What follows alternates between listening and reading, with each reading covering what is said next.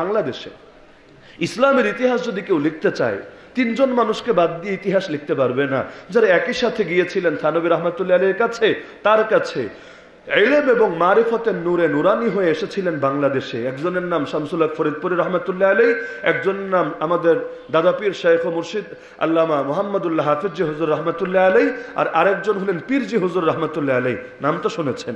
তিনজন একই সঙ্গে এসে এক মাদ্রাসায় খেদমতে ঢুকলেন। একই মাদ্রাসা, এরকম তিনজন যদি হুজুর থাকে, ওই মাদ্রাসায় আর কিছু লাগে নাকি? আরে যাদেরকে দেখতে পারলেও লোকে জীবনটারে কামিয়াব মনে করে, তিনজন এসে ঢুকেছে একই সঙ্গে একই মাদ্রাসার খেদমতে, এখন খেদমত করছে। এখন জানেন মাদ্রাসাগুলো তো সকালবেলা একটা হাজিরার জন্য হুজুরদেরকে স্বাক্ষর দিতে হয় না? হুজুরদের তো আর নাম ডাকে না যে দাঁড়ায় বলবি ইয়েস স্যার, লাব্বাইক লাব্বাইক, আমি হাজির আছি। হুজুরদের রাজিয়ার হলো একটা হাজিরা খাতা থাকে, সেখানে গিয়ে সকালে একটা সাইন দেয়। তো ডেইলি সকালে গিয়ে সাইন দেয়, নিজেদের হাজিরাটা নিশ্চিত করে।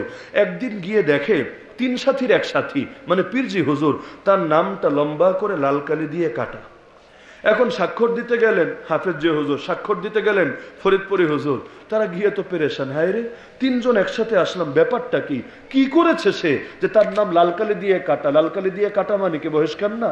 এটাই তো অর্থ, যে তার বহিষ্কার করে দিয়েছে। কি অপরাধে? কিছু তো জানলামই না, কোনো আলোচনা তো হলোই না। খোঁজ খবর নিয়ে জানলেন যে মুহতামিম সাহেবই তারা চ্যালেঞ্জ মনে করেছে। কিভাবে? কারণ পীর যে হুজুর, নামই তো পীর। তো এখন তার দিকে সকলে ঝুঁকতে শুরু করেছে, তার বহুত মুরিদান তৈরি হয়েছে, সকলে দোয়া নিতে, পানি পরা নিতে গণহারে আসে তার কাছে।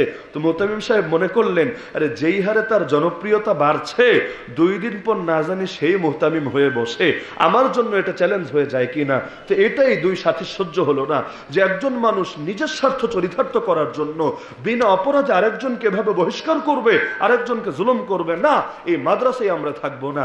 এবার সঙ্গে সঙ্গে দুইজন ইস্তেফা দিলেন, মাদ্রাসা ছেড়ে বের হলেন। যদিও বাহ্যিকভাবে লস হলো যে একই প্রতিষ্ঠান থেকে তিনটা তারকা সরে গেল, কিন্তু আলহামদুলিল্লাহ তাদের বরকতে গোটা বাংলাদেশে মাদ্রাসার এক আজীব সিলসিলা শুরু হলো। ঢাকা শহরের বড় মাদ্রাসাই বলেন আর দক্ষিণবঙ্গের বড় বড় প্রতিষ্ঠানগুলোই বলেন, এই ফরিদপুর রহমতুল্লাহ আলাইহির হাফেজ হুজুর রহমতুল্লাহ আলাইহির অবদানকে জমিনে কে অস্বীকার করতে পারবে?